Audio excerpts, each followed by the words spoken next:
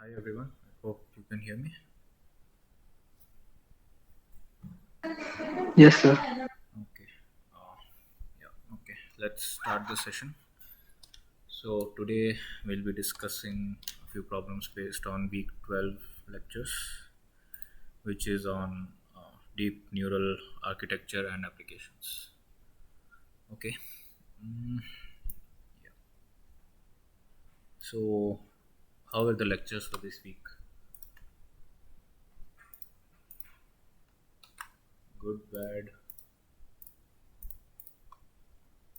At least did you get some idea of how to? I mean, why are we looking into deep learning aspects? Yes, sir. Okay, and then what's that idea?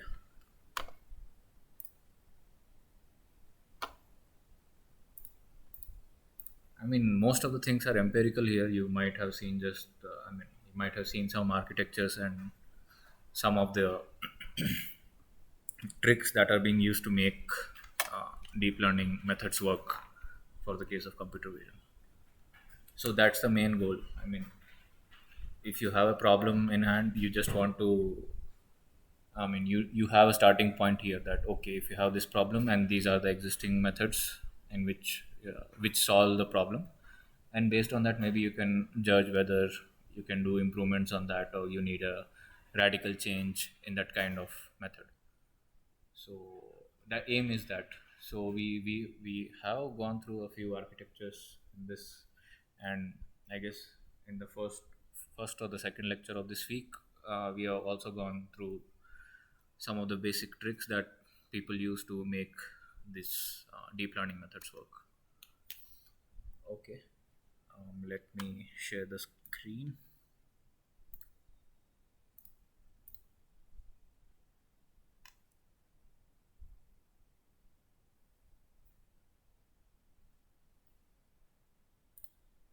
I hope it's visible. Yes, sir. Yeah. Okay. So let's start with the first question.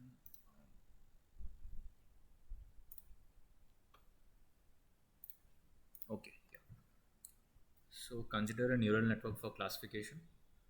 So that means you are trying to classify most probably an image, but it may not be an image in general. Neural networks can be used elsewhere as well. Okay. So the last layer of the last layer is a dense layer with softmax activation. So what does this mean? So we have some neural network out there. I am drawing these boxes as layers. This is the input layer. Yeah, this is the input layer, and then you have multiple connections in between, and you go like this, and this is the last layer, and then this is the output layer. Okay, so once you have this output layer, and it is a dense layer, meaning all connections are there here in this case. So I mean, if you have a few number of outputs here, and if you have a few number of outputs here for this layer, then you will have all possible connections out here. Things like that. Okay, so there are five different classes to classify. That means the purple dots that I have drawn should be five. And suppose for a single training example, the true label is 10000. That means it belongs to class, the first class out here. And while the predictions are this. So yeah, let me just specify that it has a softmax layer. So yeah, it has a softmax activation. It's not a layer. Sorry about it. So do you remember the expression for softmax? E power x divided by summation of all to e power x. Yes. So activation is generally given by sigma, probably a vector of z. If I consider the ith element, then yeah. whatever you said is right. Exponent of the ith element upon sum over exponents of all the elements out there. Yeah, this is softmax activation. Okay. So once we have this, we need to calculate the cross entropy loss for this sample. Okay. So I'll represent y as true label, which is a vector for us. So this is the true label, and the next is prediction. So maybe I'll keep p as my prediction vector. So these are the softmax values, which is point 0.2, point 0.1, point 0.5. Okay.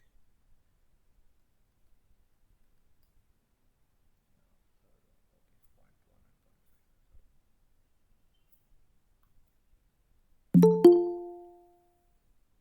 This is point 0.1 and point 0.1. Okay. Someone joined, I guess. And this is the predicted label. And what is the cross entropy loss? Uh, P log y, like the summation of. Y log p. Okay, okay, yeah, y log p. Yi log pi summation with a negative sign. So yeah, so what does it represent? I mean, cross entropy loss.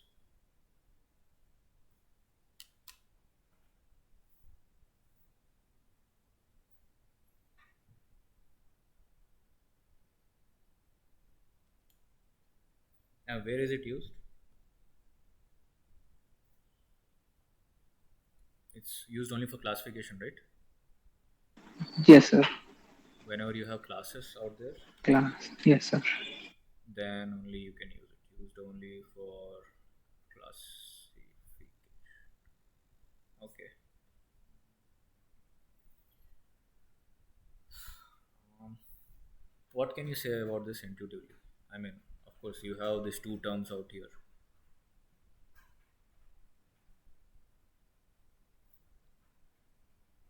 You might want to say something about this. It is shows how much it is differing from the true class. Like one y would be one, log pi is like point 0.2, then it should get near to point 0.2. It's like it says. Yeah. That's right.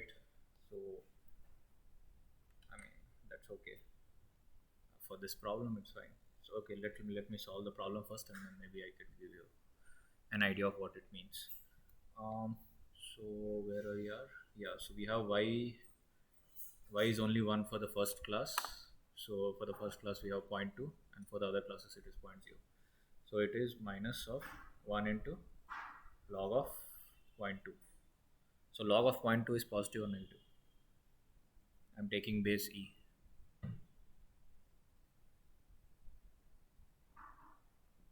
Log of zero point 0.2 is what? Positive, negative.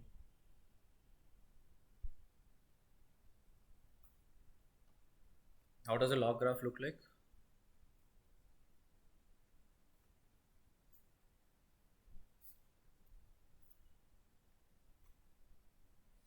Looks like this, right? Do you agree? What is this point?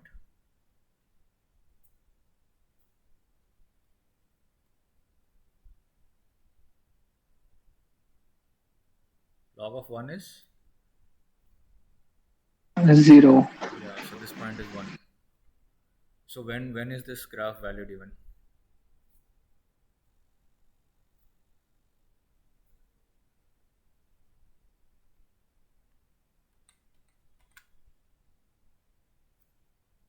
This is valued when a is greater than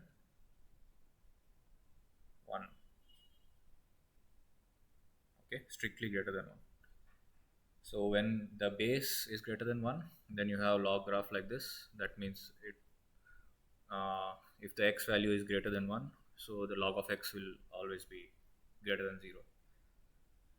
So here, yeah, you can say that this whole thing is now positive. The loss is positive. So once you know that the loss is positive, I mean, yeah, you can just try to compute it. will turn out to be something like this. Okay, so maybe just look up for uh, what would be the log plot for a less than 1. Log plots, intuitively you can also draw it here. Actually, it will be something like this, opposite of what you see here.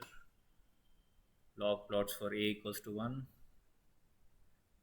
rather I will put it like this, and log plots for a less than equals to 0. Does log exist in these two cases?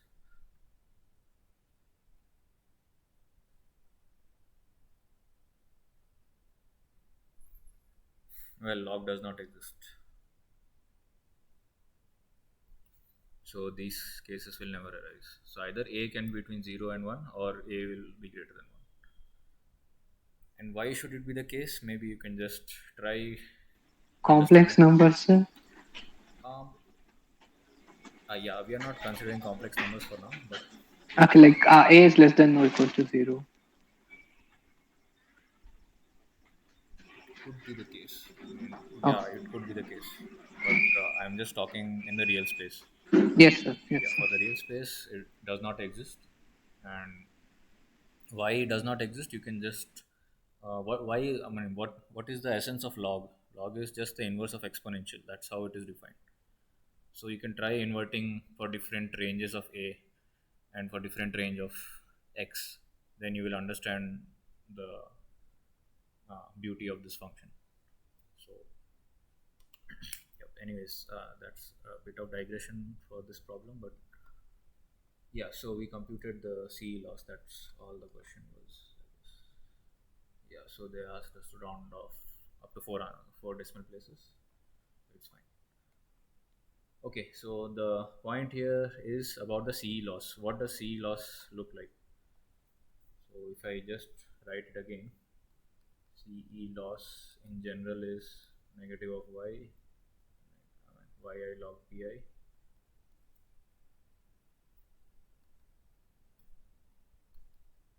So can I write it like this? Pi to the power yi.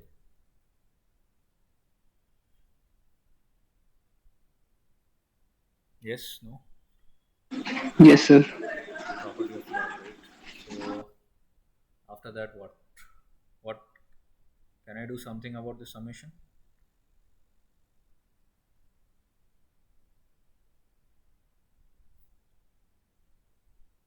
Log of a plus log of b is, Log AB. yeah. So this summation can be written as negative log of multiplication over I equals to multiplication over I, whatever may be the indices, ei to the power yi. Do you agree with that? Yes, sir. So yeah, we are just multiplying all the individual elements like this. Have you seen this anywhere? This specific expression out there?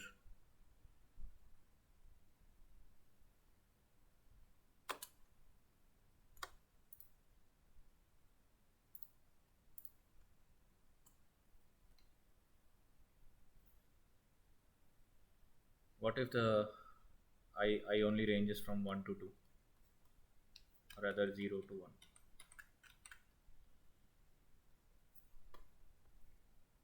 Then this will be what? This term will turn out to be uh, p0 y0 into p1 y1. So it can be rewritten as, since these are probabilities, so I'll take it as 1 minus p, and one of these should be 1 and other should be 0, right? That's how this vector is defined. It is a one hot vector. So maybe I'll write it as 1 minus y into p to the power y.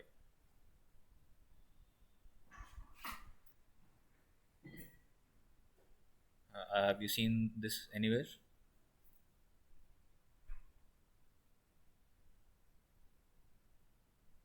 Yes, no? Some sort of distribution? Binomial distribution. Yeah, this is binomial distribution. And I guess I discussed it some time back. In general, this is called as multinomial distribution. Yes, I think I mentioned it. Maybe you can just check it out. So this is a binomial distribution, this is a multinomial distribution, and what is this? Log of this. So you are computing the log likelihood of a multinomial distribution. Do you get the link between what CE, rather cross entropy loss, represents? Yes, sir. So what does multinomial distribution do, or rather binomial distribution? It just says that whether you pick one of, I mean, zeroth class or first class. And in multinomial, you just pick one of the n number of classes that you have. That's all they say. And we are just trying to model that distribution based on this loss function. It's just negative log likelihood. It's an MLE estimate, maximum likelihood estimate, if you have multiple samples. Okay, I hope the basic intuition is clear.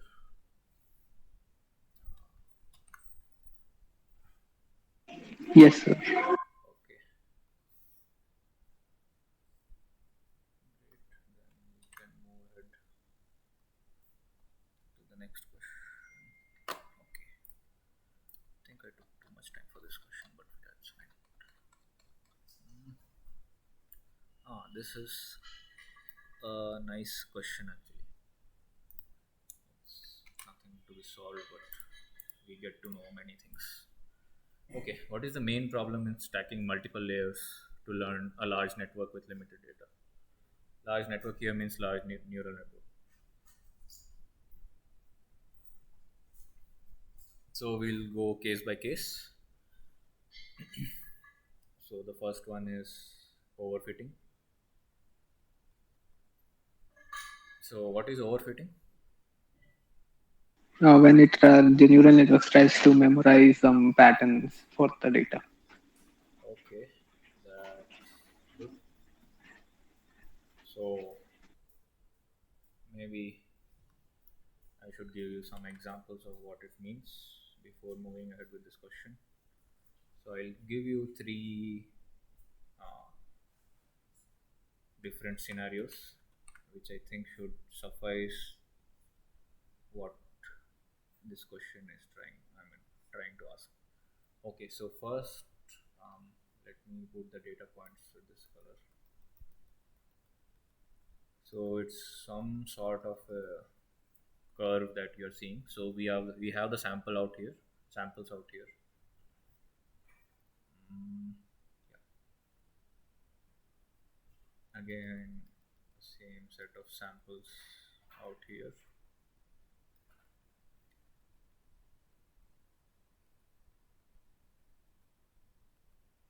So yeah, so we have the same set of samples out here. Given this, what are we trying to do? So this is some x, and this is some y, the function value y. Okay. What if I model? What if I model is a straight line? How will it look like? Might pass, and if your model is a straight line, and if you try to fit these points, might look something like this, right? Yes, sir. Okay. And what if I take? Uh, so my model is a straight line means so fx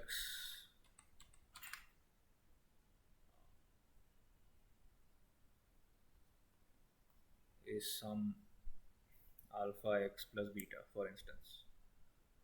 Okay, so here now I would like to take it something like this. How does this look? Some sort of a parabola, right? Yes, sir. So maybe some ax square plus bx plus c.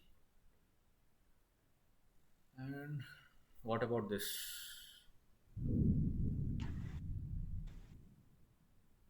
Something of this sort.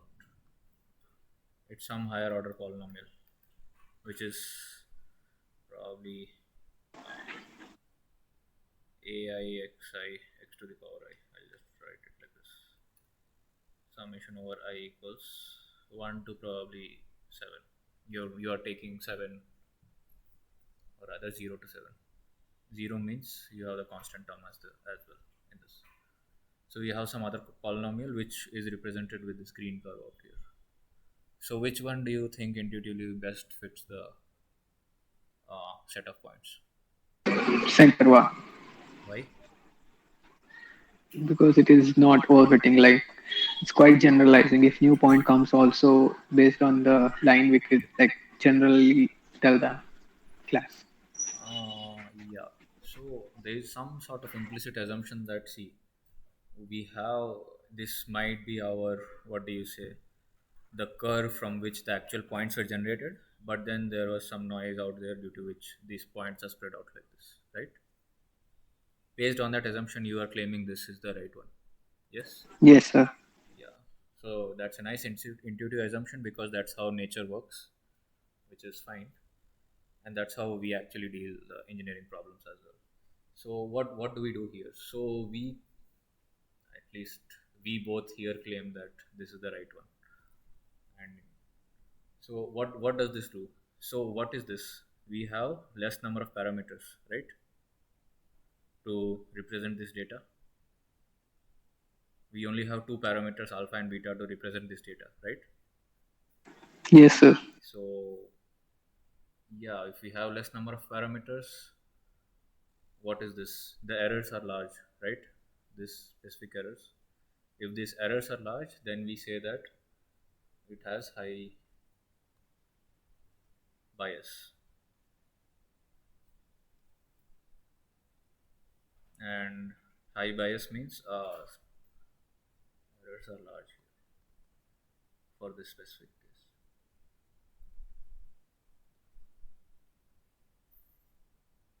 Rather, the overall error is large. I will not say individual errors, because for these specific points the errors might be small, but the points here the errors are large. So overall errors are large. Okay, for this, in this context, what do you see? The rightmost one. The errors will be very small, right? Yes, sir. But Almost zero. yeah, it will be almost zero. But what do you see, that the variance is very high? Variance of this specific curve. So It, variance in simple words. yeah, variance in simple words. I will not statistically say what is variance. So you can just say that the curvature changes very quickly for this specific case. Overall errors are low, but we need this sweet spot. Okay, so where, of course, the bias is relatively low and variance is also relatively low. This is the ideal condition out there. But you can not always get this. So if you want to improve the bias out there, that means you will go in this direction from left to right, but then your variance increases. And but when you want to decrease the variance, then you move from right to the left direction, but your bias increases.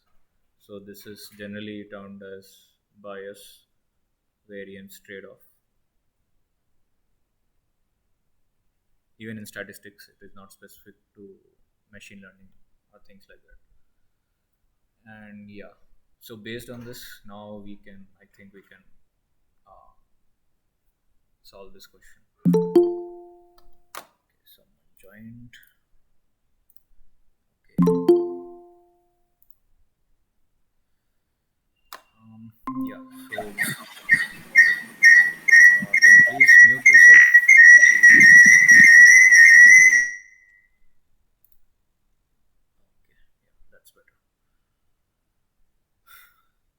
So yeah, what what is given in this question?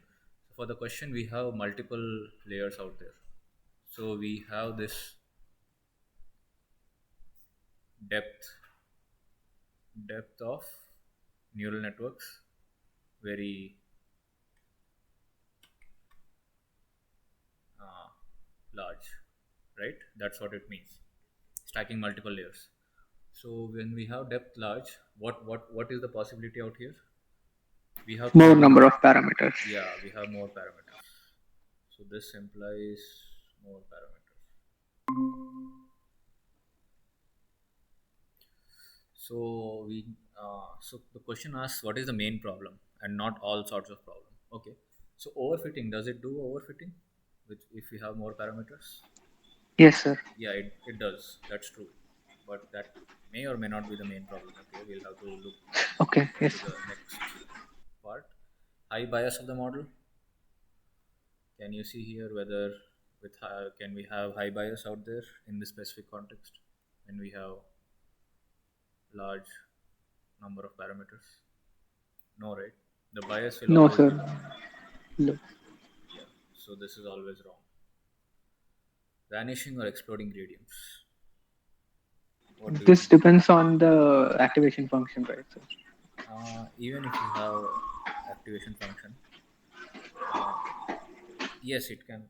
It surely depends on activation function, but all activation functions only give nice gradients in some specific region, right?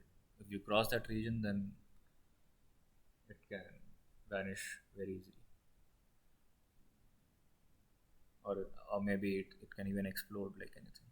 Explosion, anyways, explosion is there, but not generally observed for feed forward neural networks. But vanishing is pretty common out there. So, what do you think? If you have so many layers, can you have vanishing gradients out there? Yes, sir. It's possible. Yeah, it is also possible. But here, if you note the question carefully, you see that they are just stacking multiple layers. So this is right. This is also right. By the way, they are just blindly stacking the multiple layers of the neurons. We are not doing any sort of processing out there. So to actually make to avoid this vanishing gradient problem, what can we do? I think it was given in the class. Of course, you have to choose a specific activation function which can help you reducing this problem. But apart from that, anything else that you can try to do? Reduce the number of Reduce the number of. like hidden layers. Oh no no no! It's Okay. for this question at least you have given. I mean the model is fixed. At least the number of Okay. layers are fixed. Of course you can do that, but but you might want more expressibility, right? Yes, sir. So you might not always reduce the layers. Okay. Anything else that was discussed in the lectures?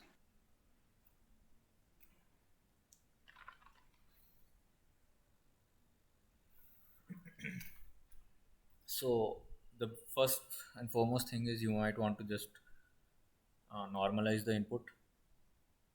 Normalize in the sense remove the mean and then divide it by the standard deviation. And then you might want to use batch normalization in between layers, right? Yes, sir. Yeah. So when you do batch normalization, it ensures that your data is within some specific range between the layers. So if your data is within some specific range, it can be made sure that if you use some reasonable activation function, your gradients won't die easily. Yes. Yes, sir. So possibility of data augmentation. Do you think it's a problem for this setting? We have limited data and we have a large neural network. Yes, it's a problem for sure because if you want to generalize the data more, you might want to augment the data. But among all these three, which one is the biggest problem?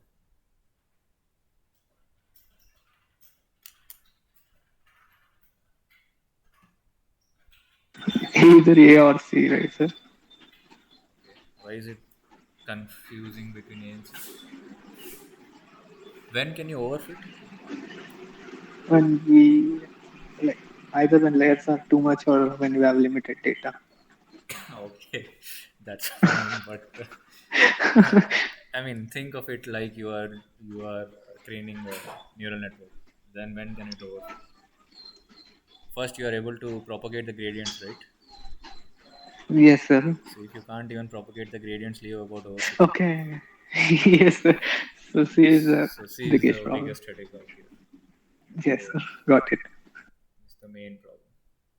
First, make it work, get some values, and then think of how to get the appropriate values. If you get all zeros, then it's useless. So yeah, that's what the idea is here. So vanishing or exploding gradients is the biggest problem, main problem. Trick question, right, sir? Ah yes, because there are three right answers, but there is only one Yes, sir. correct answer. Okay, I hope the importance of different aspects are evident here. Yes, sir. Okay, even better. So we move on to the next question.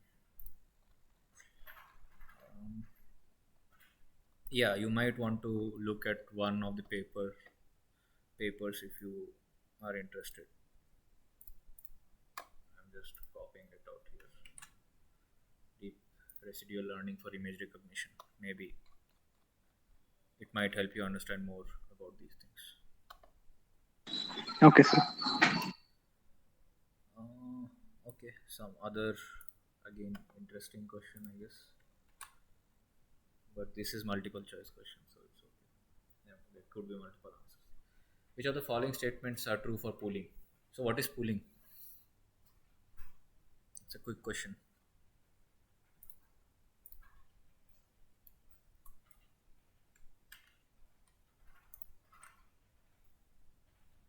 What do you mean by pooling in English? The same thing out here.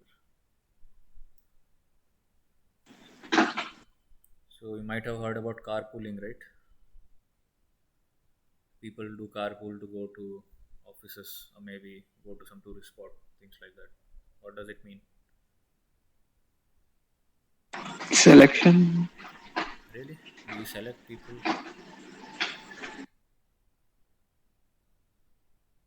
So, it's like those people are represented by just one car, right?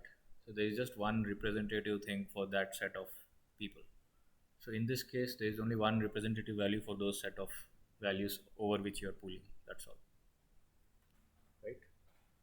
Yes, sir. So just think of it like a simple English word. What does it mean to be pooling? Okay. So yeah, generally we have this max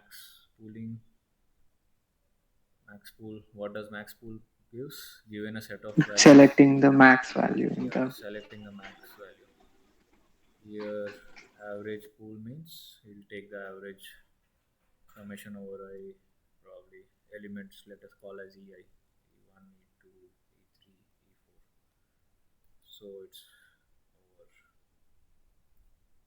the average value over all the over this array. Yes. So pooling means aggregation. Aggregation in some sense doesn't necessarily means addition or average. There there are other, I mean, these are the two poolings which are used mostly. You don't need other complicated ones. So, which of the following statements are true for pooling? It is common to use zero padding in pooling layers. Do you think it's the case?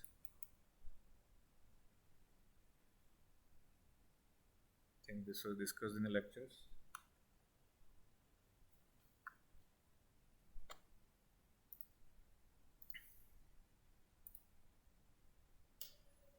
Well, you don't use pooling in. I mean, you don't use zero padding for pooling layers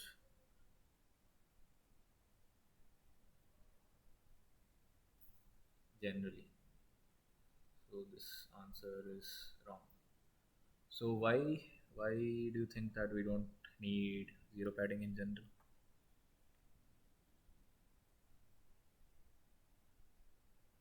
So for instance, if you have a max pooling out there over this just 2 cross 2 array. So if I take max pooling over this region with zero padding, That means these values, extra values, are zeros out here. What will the maximum give me? E1. Yeah, it will give me E1. This will give me E2. This will give me max of E1, E2. This one give me max of E2, E4. And if you go in the center one, then you actually get the max pool value. Well, pooling we generally don't do zero padding because it's generally used to reduce the size. So if you want to reduce the size, why do you even want to do any sort of padding out there? And if you do average pooling, it just queues up your uh, average value, right? You have if you have too many zeros, you're unnecessarily giving a lower value out there. So you don't really want that for the case. So zero padding means we are adding padding with zero values, Zero right, sir? I values. thought Yes, yes. I thought it was like no padding. Oh, okay, okay. No, no. Zero padding means we are having zero. No means Yeah, no. yes. It's just Yeah, plain okay, sir. English. Yes, Yeah. So yeah, the next is it progressively reduces the spatial size. Yes, that's what yes, true, sir. is the aim, and that's what we do. Yeah, progressively means we don't drastically reduce the size, but we would like to reduce it over a few. Uh, I mean, like we do few convolution layers, and then we do a max pool, for instance, and then we do a few more convolution layers, and then we do another max pool. So that's how the expressivity increases of the network. The third one is it operates over each activation map independently. Yes or no?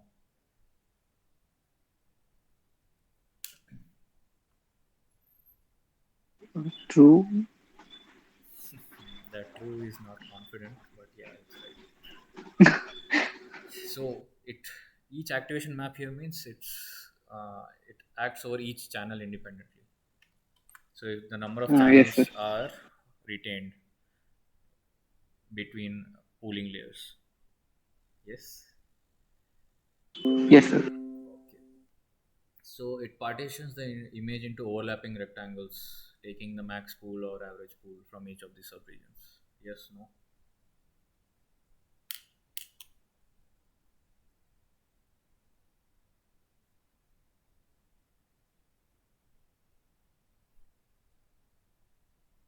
Yes, no, don't know.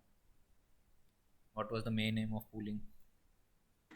Like representing so Yeah, partition.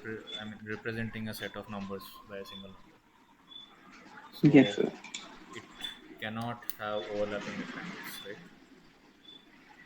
Whatever example I gave, it was kind of overlapping, but it should not be the case. Since we want to represent a set of numbers with just a single number, so we cannot have overlapping rectangles. So the rectangles, if I choose this one as the rectangle, the next rectangle should be this one. You cannot, I mean, this one or maybe even farther away, but at least this one. You cannot have overlapping parts here. Okay. Stride equals to the Yeah, same as the number. Yes. stride at least should be same as the size of this. I will not say size, the radius of this cooling filter. So how many parameters do you need for cooling? Zero. Why? Because we did okay. Like we don't learn anything here. Is there anything to learn here? Taking average or No, taking max value? Nothing to learn, right? nothing to learn. Yes, sir. So So yeah, zero. so we don't have to learn anything as you said, so we don't have any parameters. Yeah. Okay, the next one is on batch normalization. This is one of the most important tricks to make your things work with neural networks. So it's actually useful practically. So which of the following statements are true for batch normalization? Okay, so it improves gradient flow through the network. Yes, no, we discussed it two questions back. True, sir. Yeah, it improves the gradient flow. That's one of the main reasons why we do batch normalization. Allows lower running learning rates.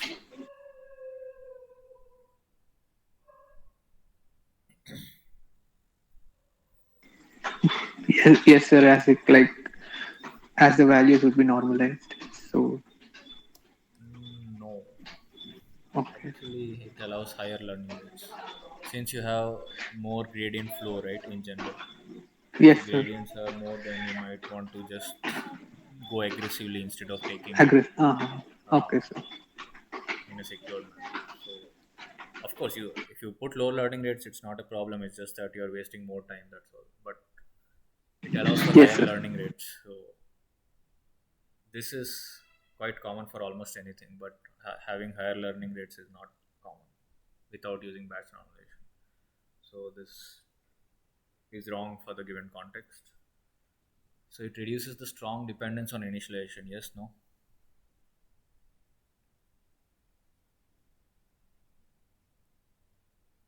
True, because you would be normalizing again the like. Yes, yes, yeah. So when you normalize, it's something like a whitening transform out there. Whitening transform is something similar that you would have seen in the last class that we discussed on what is that? Mahalanobis distance, right? We are converting an ellipse to a circle. So whatever is there out there in the ellipse, we don't really care about the range once we normalize it. So Yes, sir. it acts as a form of regularization. Yes, no.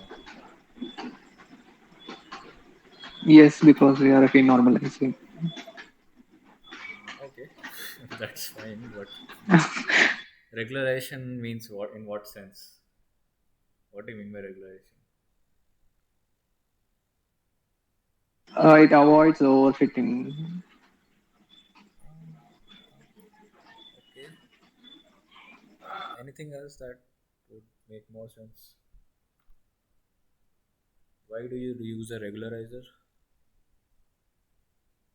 Try to make more generalized.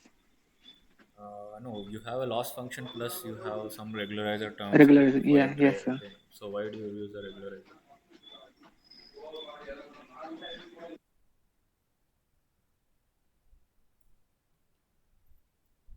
So they somehow say that the model complexity reduces, right, with using regularizer. Yes, might have heard about it. If not, then yeah, it's pretty common out there that people say that with regularizer the model complexity reduces. What does it even mean for this specific case? If you don't do a batch normalization, probably you might need many more number of layers to get the same level of accuracy. But if you do a batch normalization, you just need a few layers compared to the original one to get the similar accuracy. So that's how it Yes, sir. acts as a regularizer. Okay, so just one side question for this batch normalization. How do you do batch normalization?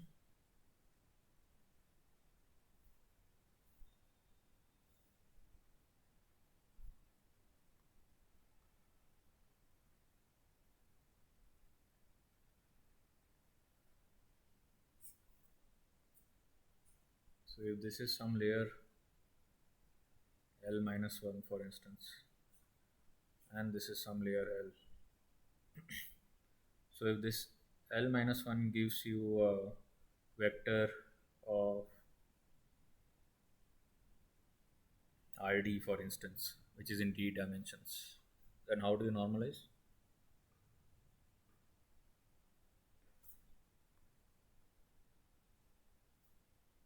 So maybe it is YL minus 1. That's the vector out here.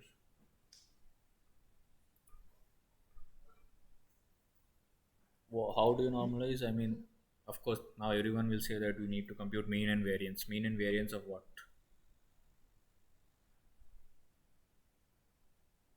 So normalization means like we're giving the values to in the range of 0 to 1, right, sir? Yeah, but what values? All the weights. No, you Okay. don't touch weights. They are trainable parameters. If you disturb them, the whole optimization process will go in a different trajectory.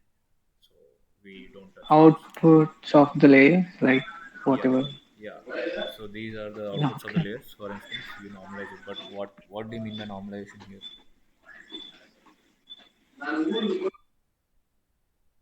Mean, so you know that you need to compute mean and variance, but mean and variance over what? For batch normalization, I'm asking.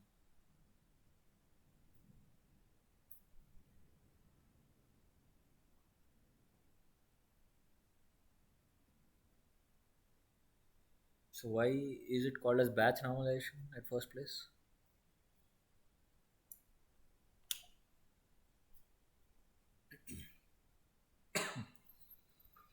So we generally use stochastic methods out here for the deep learning as a deep learning optimizer, right? For instance, if you Yes, have sir. seen about stochastic gradient descent. So what does it do? We take a few samples over the whole training data set, which are randomly sampled, and then just compute the gradients based on those few samples. So those few samples are called as batch. So now does this make sense? Where do you do normalization? So like if there is one input and output, so suppose we get like 20 inputs and 20 outputs, so each would be generating a separate like a number in that particular like the activation, like the output of the activation function. So we'll take almost that all the 20 and then we'll normalize it, sir. Yeah, Is yeah. it like that? Yes, yes, yes. So Okay. we'll normalize it over the batch, the set of Okay, sir. samples. So for instance, this YL1 has, if it has kth element, uh, the normalized kth element, or rather, I would put it this way: the mean and median. We don't compute median actually. So for the kth element, if we try to find mean, so it is just, what do you say? NB is the size of the batch into summation over I YLI minus 1 into kth element, and this is what? Ith sample in the batch. Yes, ith sample. This is the kth element, and this is L minus 1 layer. This is total number of samples in a batch. That's all. Yeah. So, or batch size. So I hope the basic idea is clear. Similarly, you have to compute the standard deviation, and once you compute this, what do you do to normalize? Just need to take the kth element and do the usual uh, subtract it with mean and then divide it with its standard deviation. So this might be something like this, and this is what you then. So yeah, this is what we have normalized. But then in batch normalization, what we do next? We actually try to train alpha, beta, or another trainable parameters.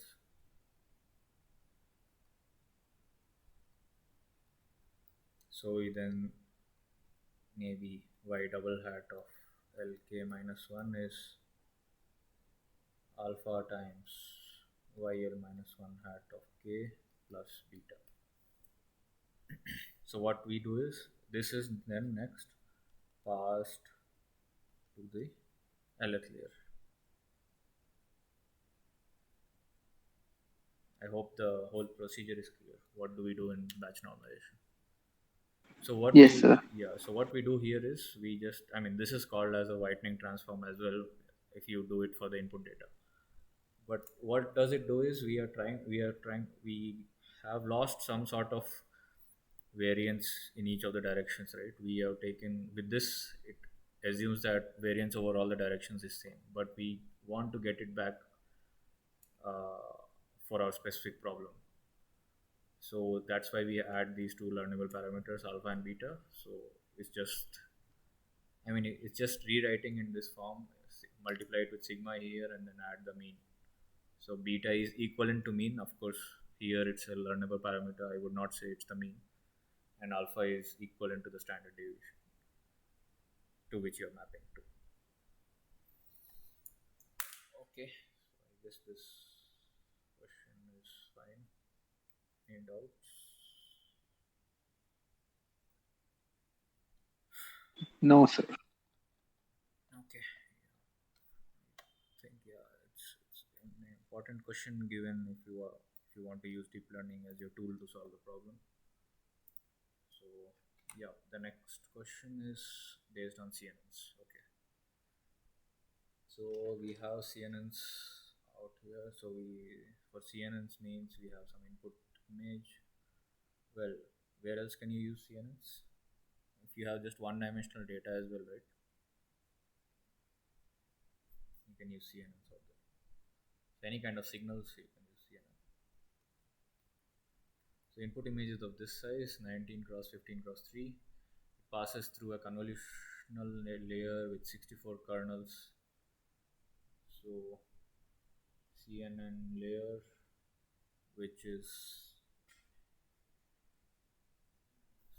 5 cross 5 cross 3. This is the convolution part. And then you have 64 copies of this, or the 64 kernels as they say. The image has been zero padded with both sides with 1 cross 1 padding out there. So yeah, padding is 1 cross 1 and stride is 2 cross 2. That's what is given in the question. Okay, so based on the given data, solve the following questions. Okay, so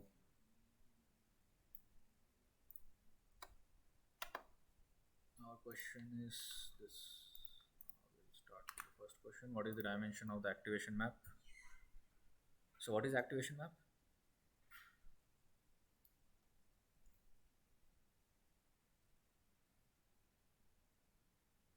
Output of convolution layer, right? Yes, sir. Of with activation function. Yeah, output of the convolution layer, and after that you do the activation function. Yeah, yes. I mean the size remains same because activation function just do it is done element wise. Okay, so what are the three things that we need to find? We have some width cross height cross probably C. If this is a size, what is the width out there? So we have this as width, this as height for our case. So what is the width of activation map?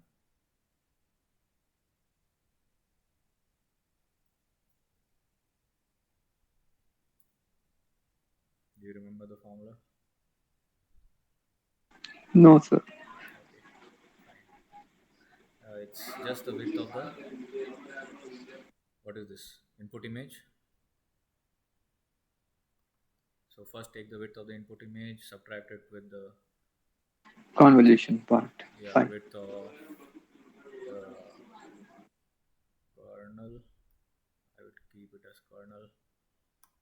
I mean it's called as kernel, so it's fine. Plus two times padding, Padding. right? Why two times? Yes, sir. At the both time, like On at both the the both sides. sides, and Yeah. yes, sir. So we pad it with Divided by stride. stride plus one. Yes. So this turns out to be width of the input image is 19. This is 5, I guess. Yep. And this is 2 times padding. Stride is 2. This is 1. This turns out to be what? 9, right? So height of activation map is how much? It's also the same because we have the same values. And what is the number of channels of activation map? What is the number of channels of activation map?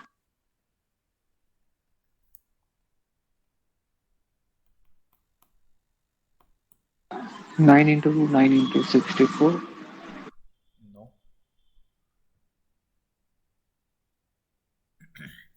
So what does this do?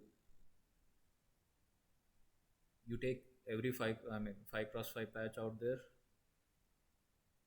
and then of course you have to take the three all the three dimensions, which should be RGB in general. So you take 5 cross 5 cross 3, do a convolution out here, 5 cross 5 cross 3 at each point. So once you do convolution at each point, what does it give? A single answer, right? Yes, no? How does convolution Yes, look sir. like? How does convolution operation look like? F convolved with G is in discrete. Fi into gi. What? Fi Fi mul- into Gi. yes, sir, multiplied by gi. Hmm.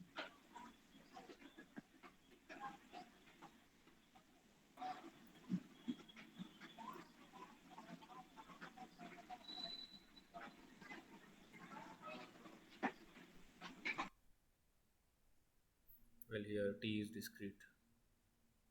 Do you remember anything like this?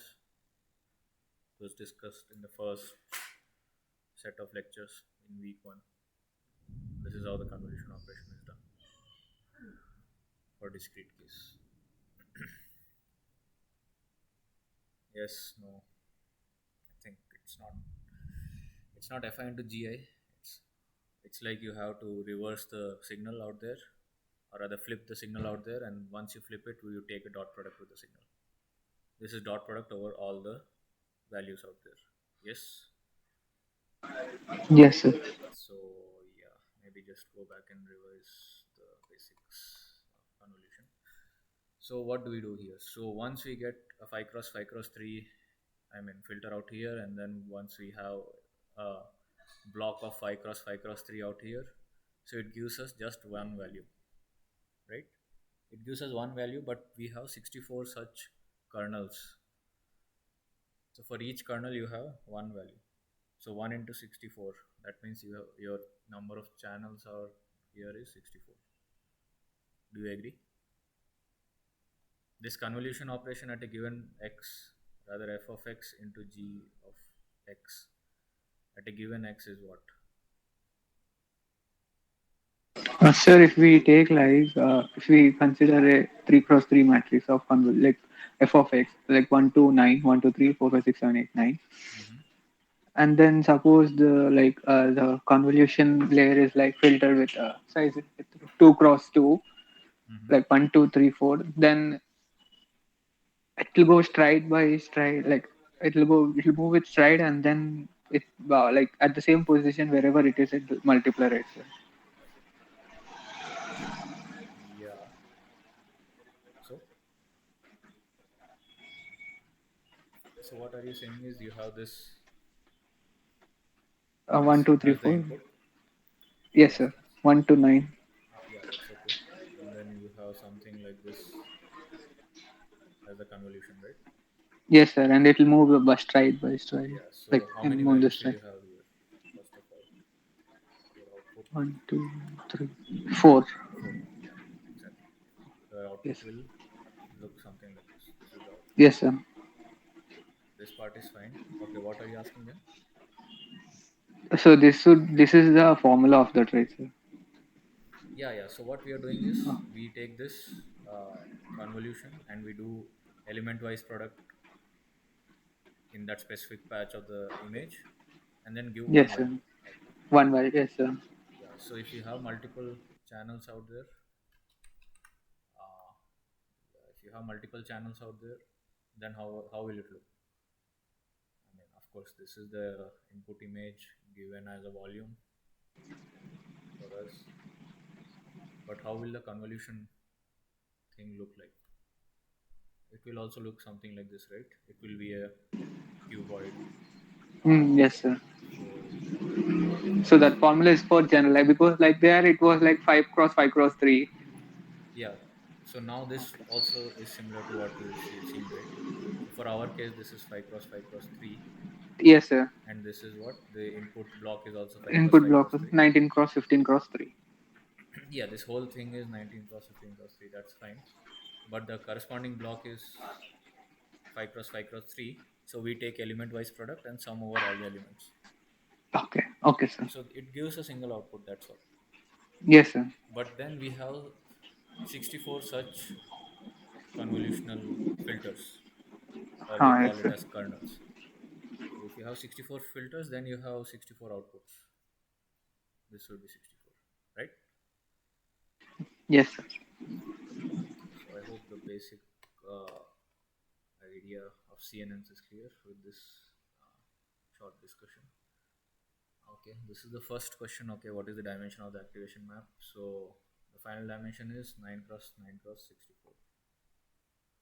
Sir, I said the same thing. Oh, okay. 9 cross 9 cross 64 is what I say.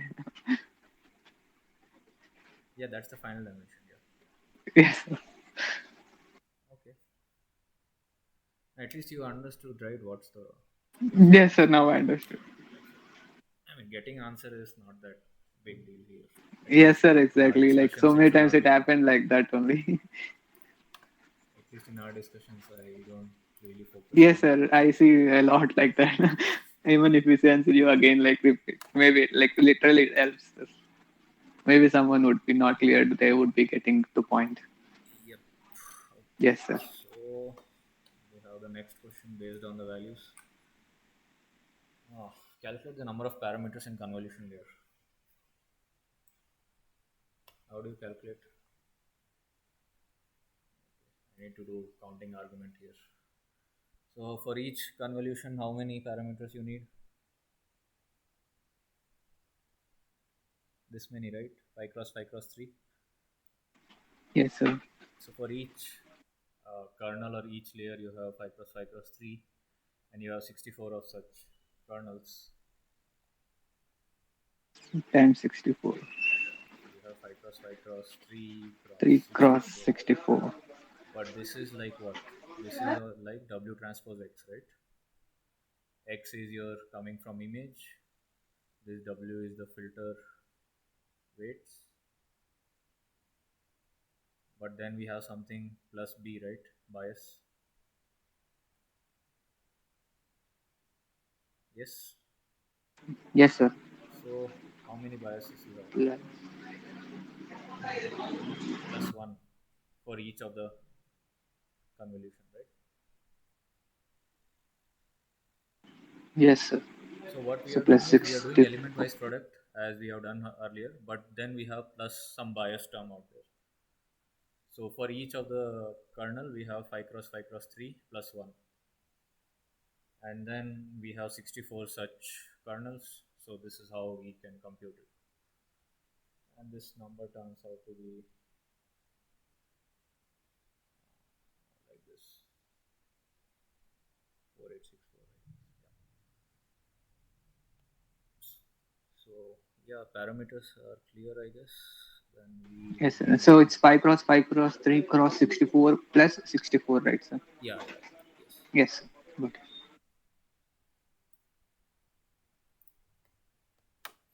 And then the last part is, so assume that the convolutional layer is followed by a max pool with kernel size 2 cross 2. Calculate the number of parameters in the pooling layer. 0. The answer is 0. But what is the size?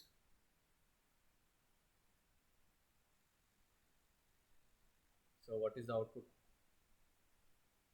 We have output 9 cross 9 cross 64, right?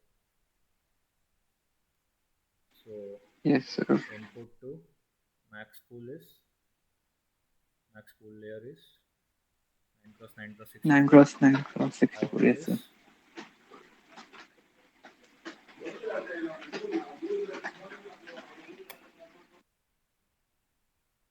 how do you do max pool? Over each individual channel, right?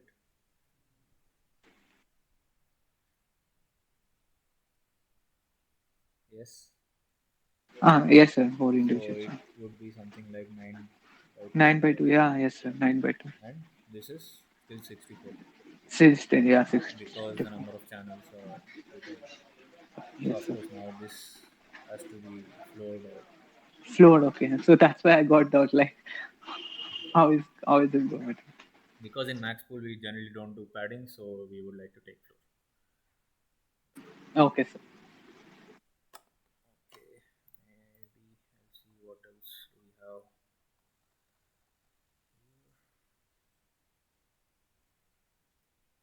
Similar question out there based on kernels. Uh, okay, we might want to just look at this one last question before we stop the session. So we have, Last question of the course. yep,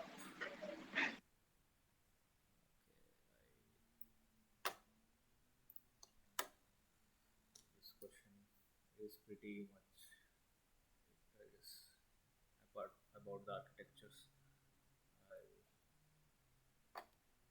I mean, this question just uh, gives you the idea that I was discussing earlier, that you need to know the architectures when you want to really start solving a problem. So, yep. So you have been given four tasks in computer vision, which is object detection, image segmentation, image classification, and image captioning. Choose the most probable deep neural architectures you would like to use, or rather, just choose the ones that they originally were used for. Don't think about most probable things. So, what was RCNN used for? Let's start this way. RCNN is useful for what?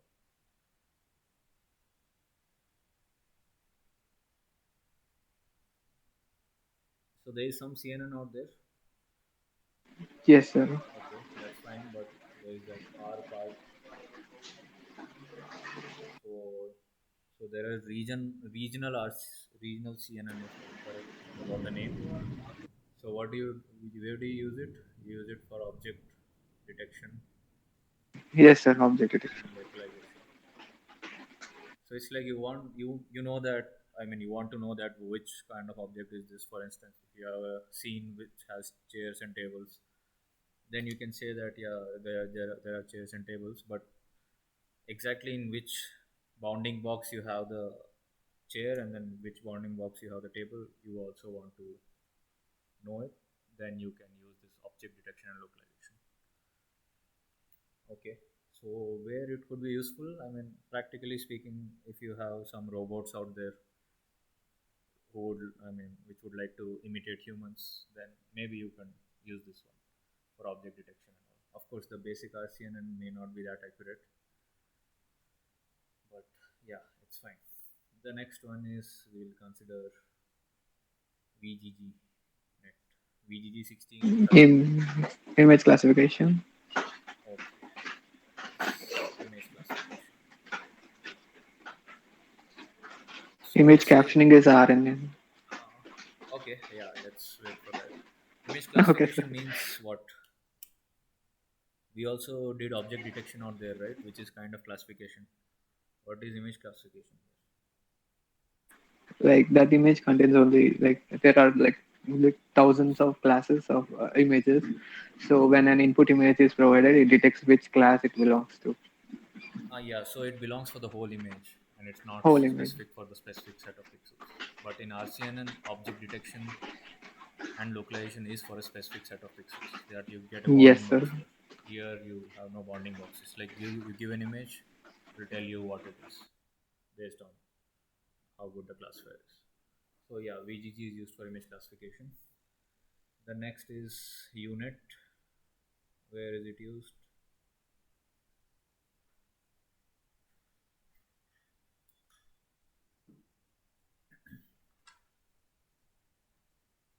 Image segmentation. Yeah, it's semantic segmentation. So what do you do in semantic segmentation? Some basic architecture. So first you would like to have many convolutional layers which will reduce the size of the image, and then you can increase the size of the image by up pooling, right? Call it up pooling. Yes, sir. Uploading. Yeah, up pooling, or you call it something else as like convolution, convolution transpose something. There are three or four names for that. Okay, so that's what it means. So why do we do first going to a lower dimension and then going back to higher dimension? Because semantic segmentation, what do you mean by semantics out there? So it's like you're just trying to classify, I mean, understand what are the different kinds of things out there in the image. For instance, if you are on a road and you took a picture which might have footpath and buildings nearby with trees out there, so you want to classify each of these trees, for instance. I mean, all trees are of similar class. All of these buildings are of similar class. The road is of one class. The footpath is of other class. So you are trying to understand the semantics of the image. So that's why you call it as semantic segmentation. So if you see that you cannot really, I mean, easily get it out there if you work on higher dimensions, but when you go to a lower dimension, you try to accumulate things in a better fashion, and then you expand it. It expands appropriately. So that's why you go. I mean, you first reduce the size with convolution layers, and then you upsample it. Or rather, up convolution is performed out there to get back to the original image. Okay, that's the basic Sir, I concept. had a doubt like when upsampling will like fix most of the data with the zero. Like No, we, no, no. Do we always do that, or we just? I mean, for here we do up convolution, I guess. We don't do up pooling. We okay, mostly do up convolution out here. up convolution. So Okay, for sir. convolution, you have those filters out there, right, which will be repeated and then added based on how the that lower dimension space looks like. Yes, sir. Yeah. So there, with that specific convolution weights, you are able to get this proper semantic segmentation. Okay, sir. Okay, so RNN, as you said, is used for image captioning. Well, RNN is useful for any kind of sequential data, which of course, captioning means now you want to give a nice sentence to an image. You can use with RNN. You might want to use it for videos as well for predicting new frames or any other kind of sequence wherever there is some temporal information out there. You might want to use RNN kind of architecture. Yes, sir. Okay, I guess with this we can conclude today's session and this course discussion series on this course. Any doubts, by the way, before we close up? No, sir.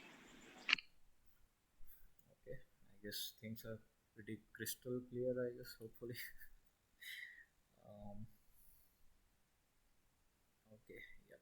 I'll stop recording then. Thank you for joining the discussion sessions. Anyway, these things are available over YouTube.